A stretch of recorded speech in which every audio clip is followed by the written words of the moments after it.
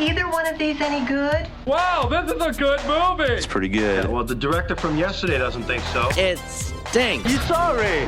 You waste our film. It's so bad! Welcome back to the Screening Room Podcast. I think we've got a good variety of selections to dig into this week. She is Hope Madden. He's George Wolf. And we actually have a special guest a little bit later in the lobby. We're going to welcome in Ryan Turek, the Vice President of Feature Film Development at Blumhouse. How do we score that? We're pretty psyched about it. We're going to talk about their Halfway to Halloween film festival that's starting this weekend. So that's on the way, but let's check in with the flicks on the big screen and for streaming, and we'll start with two ancient titans, Godzilla and Kong, clashing in an epic battle as humans unravel their entwined origins and connection to Skull Island's mysteries. It's Godzilla times Kong, the new empire. We've discovered a signal. She can feel it. Kong, Godzilla, they can feel it too. Something is coming.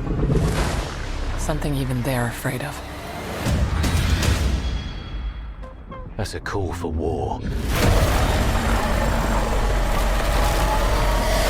Kong can't stop this on his own. He won't be alone.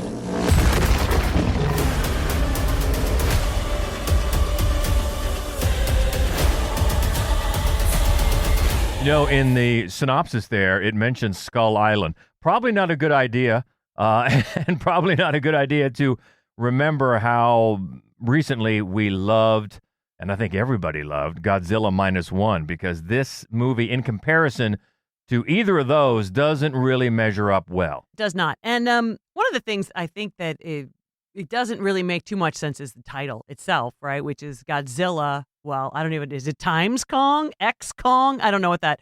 But Godzilla gets top billing, which is clearly, this movie is absolutely a Kong film. They do track what Godzilla is up to now and again, but they've streamlined the kind of tangential characters so that our main focus is the group of characters that hang out with Kong, right?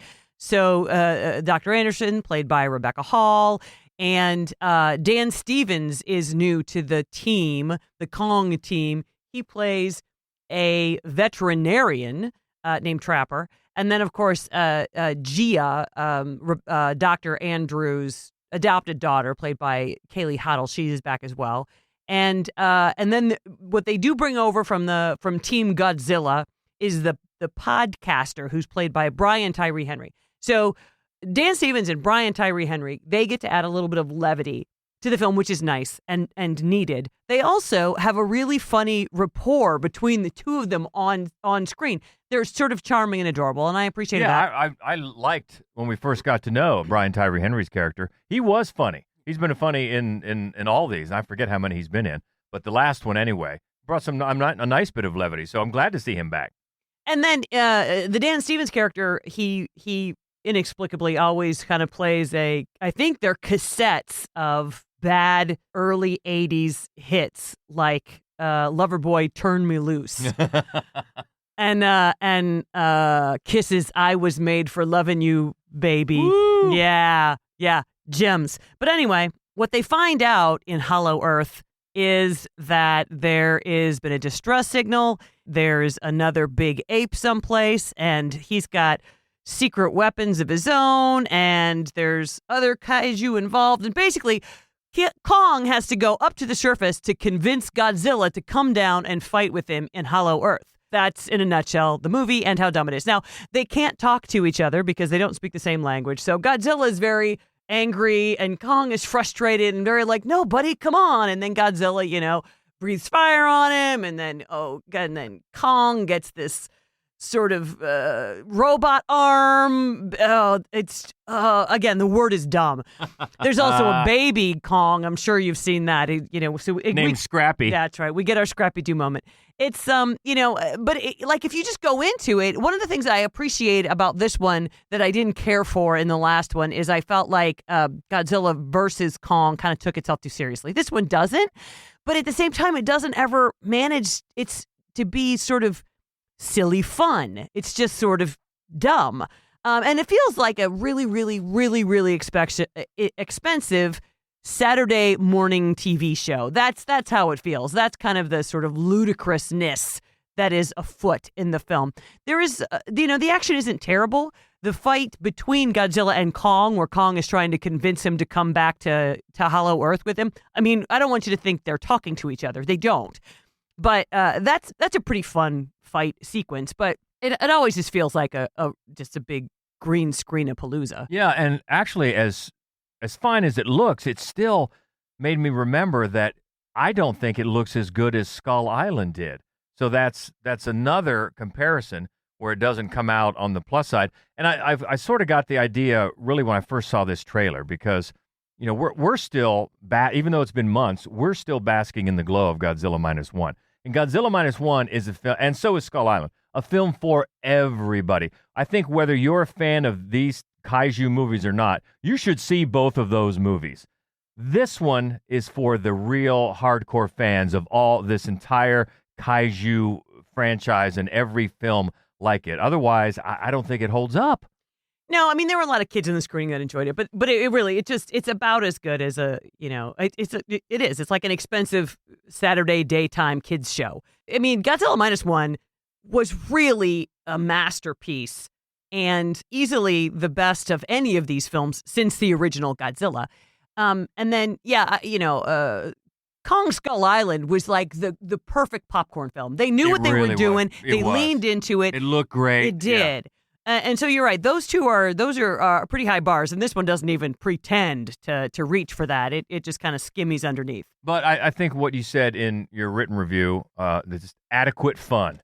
Adequate fun. So it'll deliver that. It's they don't kiss. I'm sorry if that's a spoiler. I mean, I think we were all hoping they would just make out. I know I was shouting it. And but speaking of spoilers, there's no stinger at the end of the credits. That's right. Don't stick around and wait for something. I know. I was surprised too, and disappointed, obviously, that I sat through the whole credits.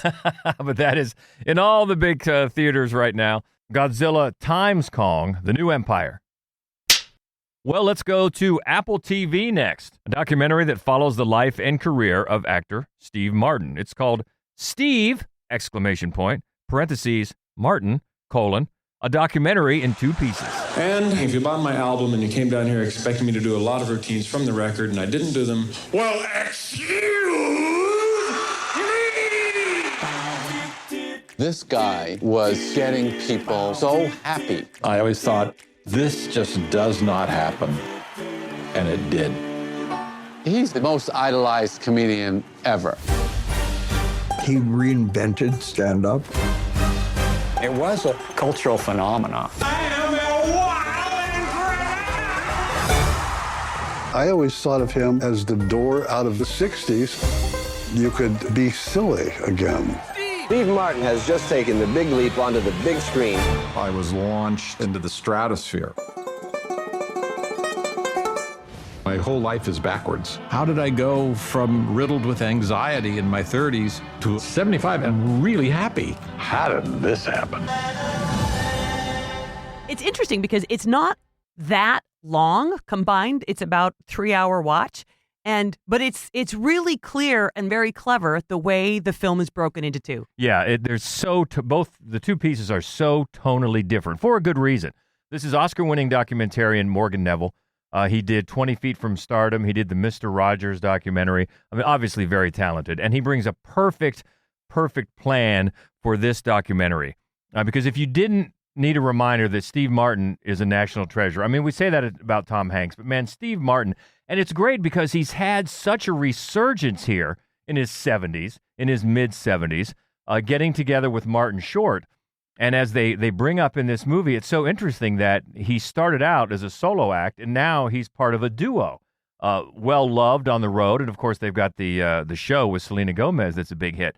So it's a really interesting career trajectory and an interesting life. And for people that don't remember, I'm telling you, I can tell you because I was there for every second of it. In the late 1970s, Steve Martin was as big as any comedian has ever been. I mean, I know in the 80s, Eddie Murphy was big.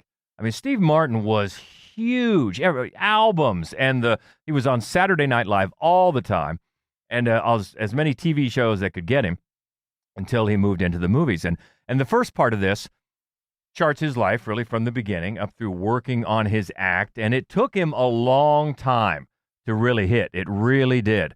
And working up through there, and the struggle to find his audience and then finding it. And then part one ends right at the end of his 1979 comic tour into 1980, where he walked away and abandoned that act, that wild and crazy guy, for good.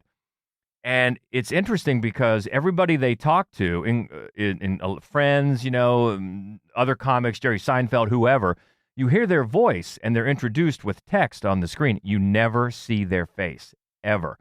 And you're wondering about that until you get to the second part, and it's so much more open and warm and people everywhere and interacting. And that shows, it follows his growth as a person, because early on, that's how he was. And he fully admits that now. And part two gets very touching as he finds now he's got a wife and a child, and he learned to forgive his father. He had some serious issues with his father, trying to get his father's, affection, number one, because he said there was never any shows of affection in his house. He talked about one time when he just killed on The Tonight Show, and Sammy Davis Jr. gave him a hug, and he didn't know what to do because he wasn't used to hugs at all. So not only affection, but support for his career and encouragement, saying that he was good at what he was doing. And that was a real sticking point, and that bothered him for a long, long time. And you see him work through that and learn to welcome people in and let people get to know him more.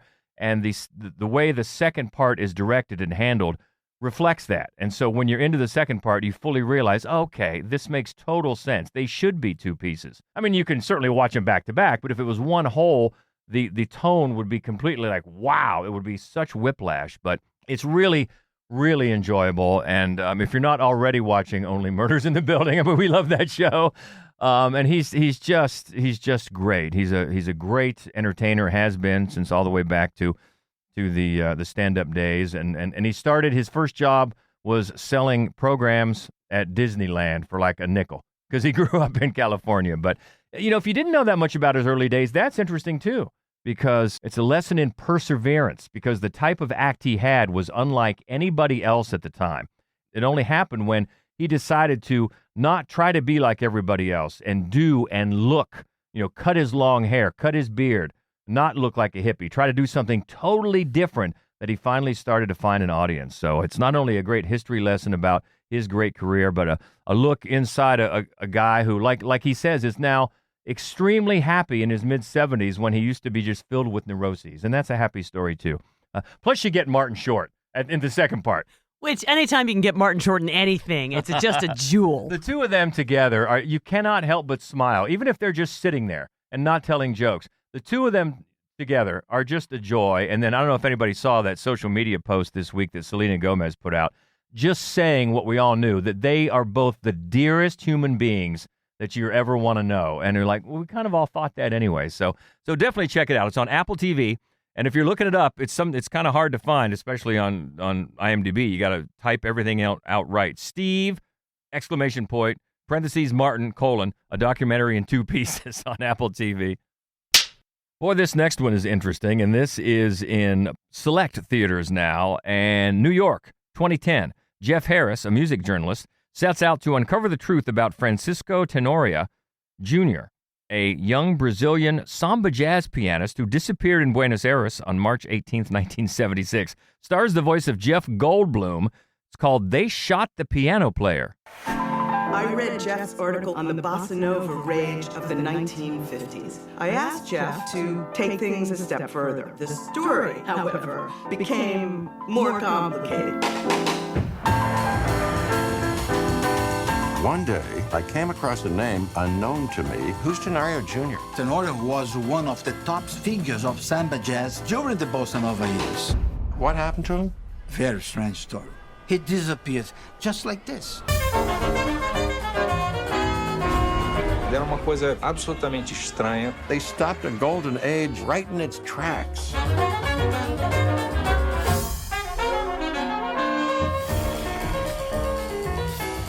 All that was left were the memories of a handful of people. I hope this will rescue him from falling into oblivion. Tenorio did not deserve to be forgotten. This is weird because I like how we described it on TV this morning. It's a documentary starring Jeff Goldblum about bossa nova music that turns into a murder mystery. And it's animated. It is a nutty film, and it just keeps you hanging the whole time. First of all, obviously, the soundtrack is glorious. I mean, the music is just so wonderful, so well, integrated into the film. And then the animation style really kind of mimics that. It's just this riot of color and movement, and it's a fascinating idea because you start off with Jeff Goldblum plays. It's a fictional character who is digging into why bossa nova? Why was it so very popular starting in 1959 globally, everywhere, New York, everywhere? And then it just kind of disappeared just a few years later while it was at the top of its form. He was really the journalist was looking into that. And as he is doing that, he keeps going back to Brazil to, have a good time and look into his research. And he comes across this pianist in one of the albums that he's listening to, and he just is amazed by his work and doesn't know why he doesn't know this person any better, this Tenorio. So when he looks into that, he finds out, well, it's because he just disappeared. Just overnight, just disappeared. He went out 2 o'clock in the morning to get some sandwiches, never came back. And so the book that he's writing stops really being about this music and starts being about this mystery about what happened to this piano player. At that point, we start hearing actual audio, old interviews with people who knew this piano player, a real person who was disappeared, right? And then it becomes a look at how this kind of this wave of military coups and fascism and despotism throughout Central America and South America, the millions and millions of people who disappeared, and in this case, the impact that that it had on this music. So he starts off investigating why this hugely popular musical movement lasted for such a short time. One, we find out at the end. It's because they didn't just kill all of these people, they killed all of the art that was coming out. It's a fascinating film. The director and co-writer is Fernando Truba. And yeah, this is in select theaters. So if it is in your area, man, fascinating is a great word for it. And of course, there's Goldblum. And that's never a bad thing. And that is out now, called They Shot the Piano Player. Well, let's go to VOD. It's Easter weekend, so how about an Easter horror comedy? A woman must protect her small town from the jackalope and his army of devilish bunnies as they embark on a murder spree over Easter weekend. This is called Easter Bloody Easter. What happened? Bunnies from hell! Curse you, you gosh darn jackalope! You know who the jackalope is? Negative. Monster's a monster, and I'm gonna kill it. This is fun. So hop to the left, now hop to the right. Everybody shake your little cottontails on the floor tonight. Everybody!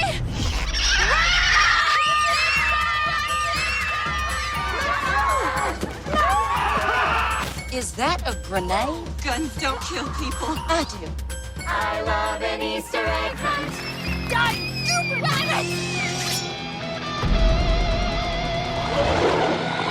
This is nutty. And it's writer Alison Lobel, who's also a co-star, and the director is Diane Foster, who's one of the leads. It's a small Texas town, and their big Easter celebration is still scheduled to go on, even though there's some missing persons and perhaps some foul play afoot, especially for Jeannie. She's very concerned, and Jeannie is played by Diane Foster, the director, because her husband is missing. And then her best friend, Carol, played by Kelly Grant, joins in the search, and they come upon their actual tinfoil hat-wearing friend, Sam, played by Zach Canner, who tells about the legendary jackalope, human-sized jackalope, and the army of devilish bunnies that it talked about in the synopsis. And could that be what's going on? And, of course, that is what's going on, and it's nutty.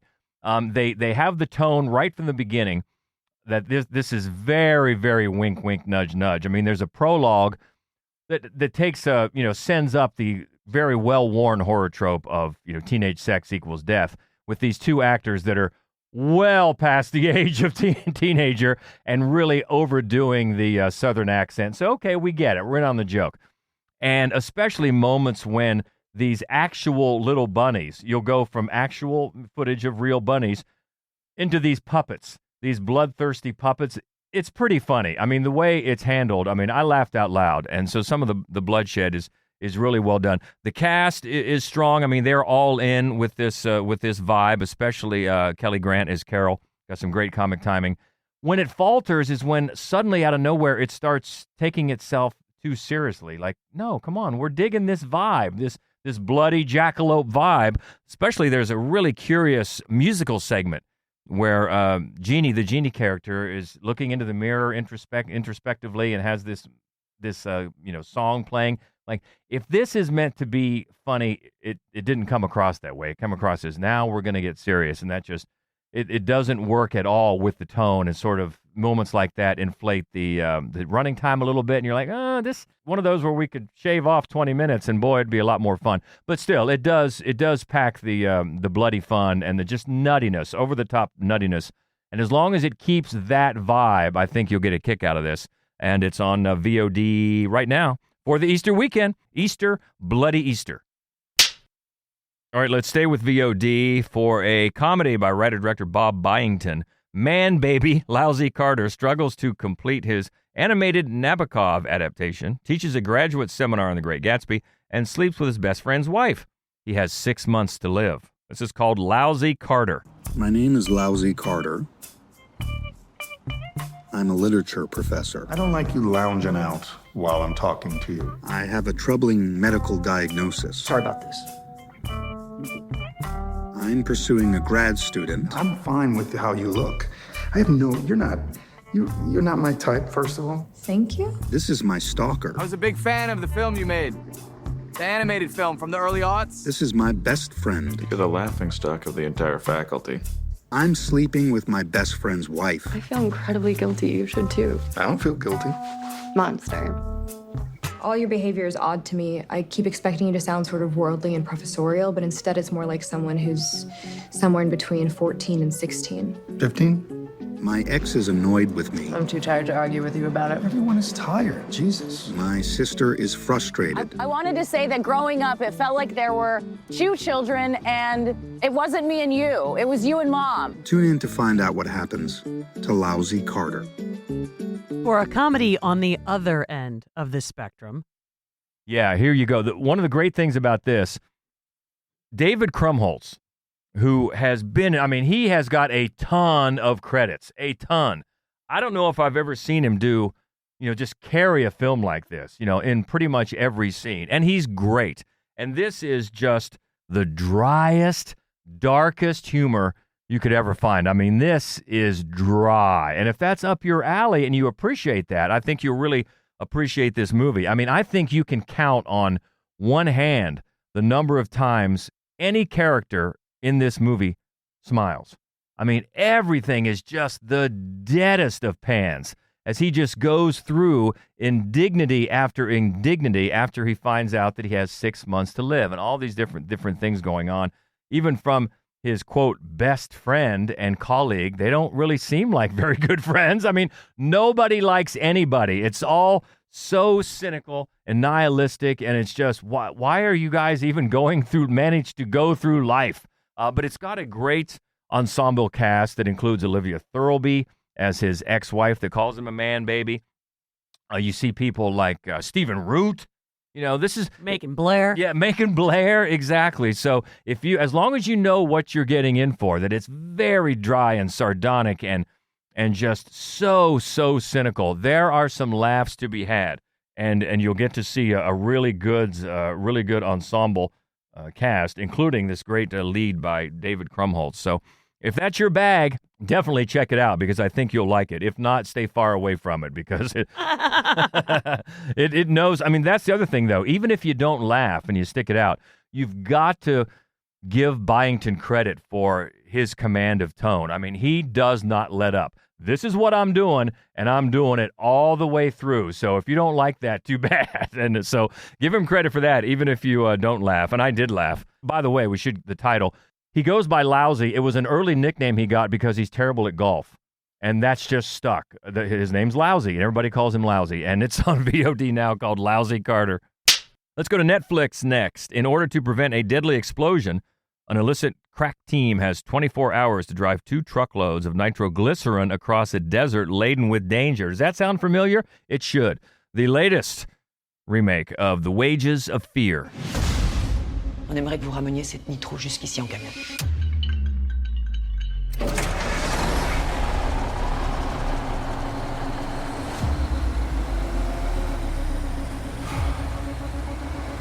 Vous avez un peu plus de 24 heures pour éteindre l'incendie.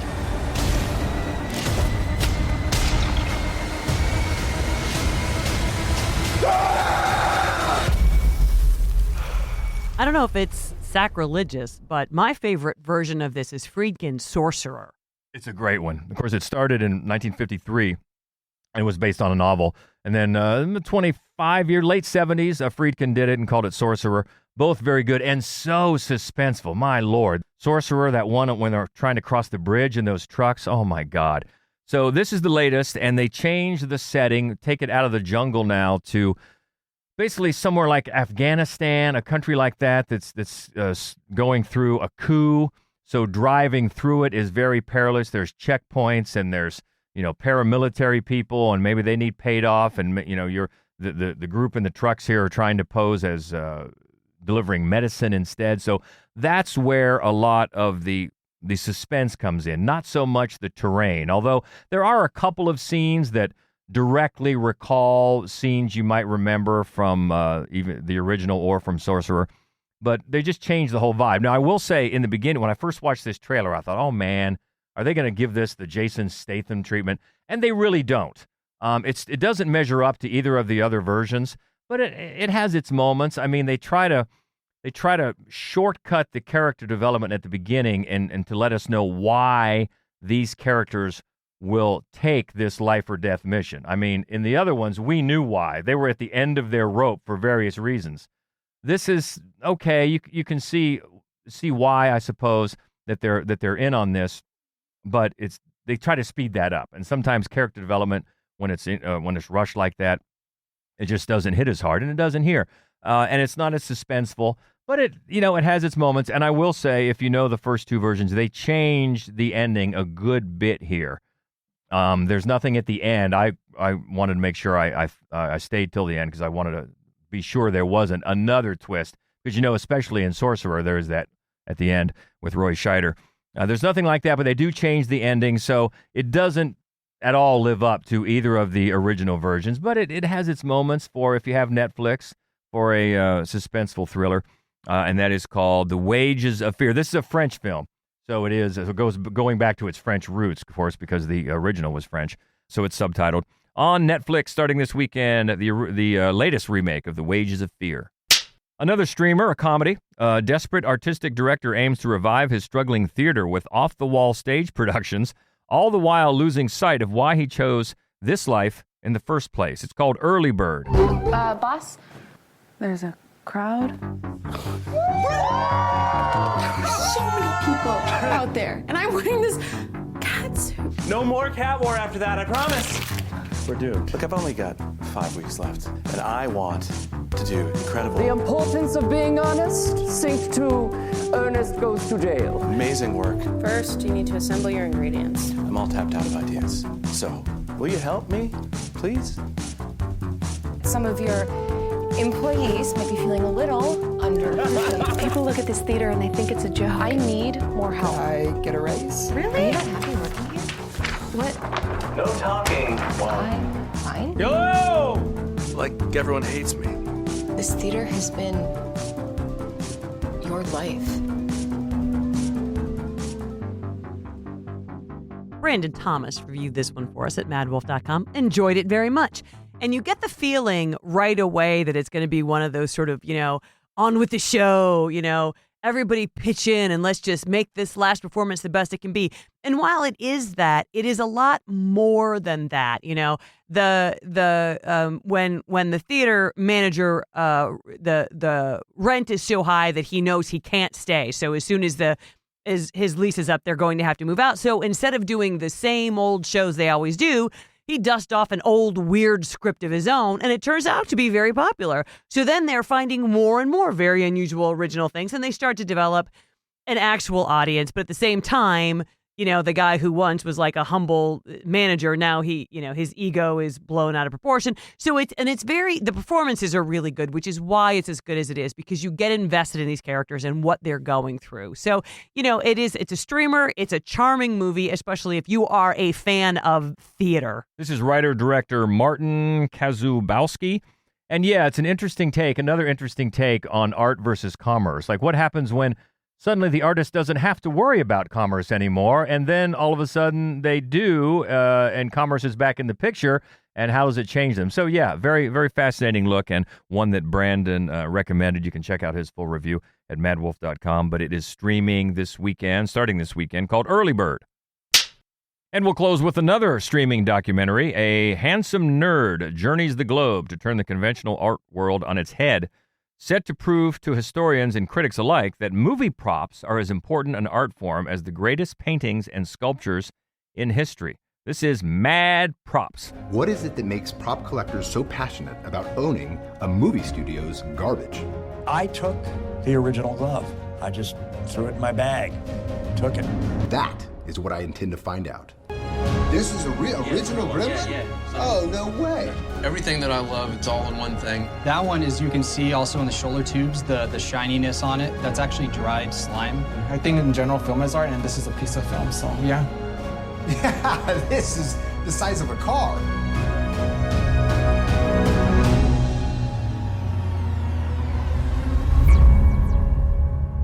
Rachel Willis reviewed this one for us. And, you know, I had high hopes for it, partly because of that synopsis. And that's not really what it does. Although, you know, it's an interesting idea, and it is really true. Sometimes it really strikes home at how important certain moments in certain films are to you, and what it would be like to have Thor's actual hammer or the Holy Grail from the Indiana Jones movie or something like that. You know, it would be crazy cool. But the film, the documentary, loses steam in a number of ways. One is that the documentary itself is not set up in a way. It's not edited in a way. The scenes aren't set up in a way to keep you engaged. It's a lot of the same. Everything looks the same. The pacing is the same. And that's unfortunate. But the other thing is that you find out really, really quickly that all you're doing is hanging out with people who have an insane amount of money to blow on stuff, and you're just looking through catalogs with them. That's not fun. You know what I mean? And so it does really, what it points out more than anything is that a handful of incredibly wealthy guys get whatever they want. That's not a reminder that I need. I agree. The synopsis had me very interested, and the writer-director is Juan Pablo Reynoso. You will see some faces you recognize, like Robert Englund they talk to, and certainly some props, some movie props, some movie paraphernalia that you recognize. But overall, not as satisfying a trip as the description had you amped up for. And you can check out Rachel's full review at madwolf.com. But that is streaming now, a documentary called Mad Props. All right, let's head to the lobby for our special guest. Let's all go to the lobby. Let's all go to the lobby. Let's all go to the lobby. The Schlocketeer taking the week off, so we welcome in the Vice President of Feature Film Development at Blumhouse. He's been executive producer on movies such as The Black Phone, Halloween, and Five Nights at Freddy's. Glad to have him here. Ryan Turek. First off, we want to thank you for trying to make, halfway to Halloween a federal holiday.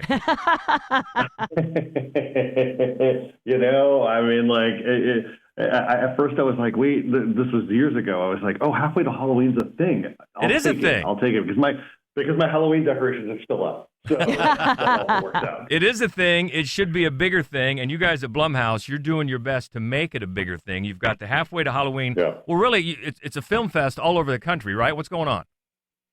Yeah. It's in 100 theaters, 44 markets, from Friday to Tuesday, this Friday, March 29th. Sinister, The Purge, Ouija, Origin of Evil, Insidious, and The Invisible Man playing out over the course of those nights. And we want our fans to go and celebrate scary movies in theaters, but also welcome a new generation of horror fans who may have missed those films in their initial run. Welcome them back into theaters and see what they're all about. I mean, like I was just saying to someone else that, someone's first horror movie may have been Insidious: The Red Door, which is now available on streaming. And they probably were like, how did this all begin? Well, go see Insidious back in theaters on Monday, April 1st. It's a great mix of movies that are just a couple of years old and movies that are a little bit older that maybe people did miss, younger people didn't get to see in the first place. What is it? What do you think for you, what makes a horror movie stand out?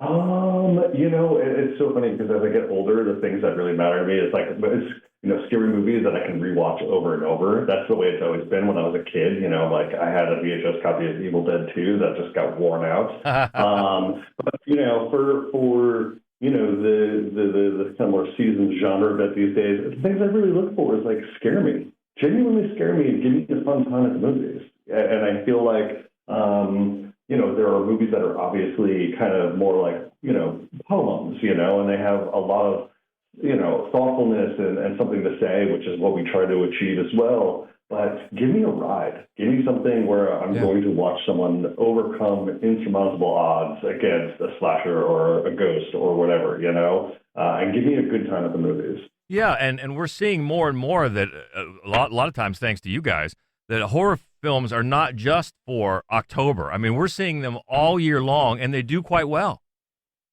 They do. And that's, it's so funny because I think we collectively love to think that scary movies just have only arrived in October. But if you look back, Exorcist was a Christmas movie. It was a Christmas movie when it came out in 1974. Scream was a Christmas release. And there have been lots of other films, but we're kind of we're in a very good time where horror movies now play front to back, January to December. Let's go. Let's just embrace the dark poetry of scary movies. And that's really the way nature intended. That's absolutely right. I mean, listen, I'm less than a mile away from someone who still has one of their 12-foot tall skeletons from Home Depot sitting on their front lawn. Nice. And they just swap out like the different. Every time there's a new holiday, they swap it out with a new decoration. So he's now carrying a 4-leaf clover. That's amazing. I love that. Yeah. Listen, horror has become a lifestyle. It's become a thing, and people have embraced it. It used to be something that was very counterculture and very subversive and punk rock, and absolutely, that should still be at the heart and soul of scary movies. But if more people want to embrace it and find their love in that genre, then awesome, great, more power to them. Do you have an all-time favorite? My all-time favorite is the one of the first I ever saw in theaters, which was Fright Night. Nice. 1985. Yeah. I saw that opening night with my dad and my grandmother. It is actually, though, it's kind of a charming movie. I mean, you could have done worse to see something with your grandma than Fright Night. Yeah, I mean, the thing is that movie taught me that movies can not only be scary, because up until that point, it was just you were watching. I was exposed to scary movies through the Universal Classic Movie Monsters and stuff like that, but a contemporary movie at that time, it taught me that it can be scary but also very funny. That movie's very funny. It is funny. Definitely is. Okay, so Blumhouse and AMC Theaters got the Halfway to Halloween Film Festival this weekend. It's a 5-day festival. Where can we learn more? Yeah, amctheaters.com/events/halfway to Halloween. There's like a little hub. Even if you don't want to type that all in, just go to AMC Theaters. Halfway to Halloween will be a little hub on there that'll give you a breakdown of all the films that are playing, as well as the theaters. Well, that is awesome. It's a great idea. Thank you for doing it. Ryan Turek, Vice President of Feature Film Development at Blumhouse. Thanks for your time. Thank you so much. Have a good one. Okay, looking ahead to next week, boy, one that we've heard great things about. Can't wait. Dev Patel starring and directing Monkey Man. Also kind of looking forward to The First Omen. Yeah, interesting. Cautiously optimistic. One called Wicked Little Letters. Baghead. Shada. Remembering Gene Wilder. Also one called Glitter and Doom. And Femme. That's next week. What about this week? Godzilla, Kong, Steve Martin, Jeff Goldblum. Lots to talk about. We love to keep the conversation going. You can do that easily. You can find us on Instagram, Threads, and Facebook at Mad Wolf Columbus. Also, the main website where you can find all of our written reviews and our other horror movie only podcast called Fright Club. That's all there for you at madwolf.com. So enjoy the movies. Have a great Easter weekend, and we will talk again next week. And until then, she is Hope Madden. He's George Wolf. And this is the Screening Room Podcast. See ya. I do wish we could chat longer, but I'm having an old friend for dinner. Bye. Okay, everybody, that's a wrap.